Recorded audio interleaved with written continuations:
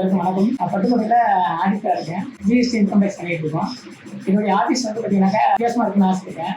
அதெல்லாம் என்னுடைய door open பண்ணுறது இதெல்லாம் வந்து கொஞ்சம் தொடர்ந்து போகிறதுக்கு கொஞ்சம் சிரமமாக இருந்துச்சு.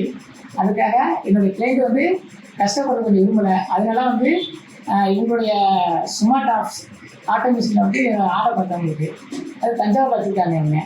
இவங்கள்ட்ட கான்டாக்ட் பண்ணி பார்ப்போம் அப்படின்னு சொல்கிறதுக்கு கான்டாக்ட் பண்ணிட்டு அவங்க வந்து நேராக விசிட் வந்து பார்த்தாங்க. பார்த்துட்டு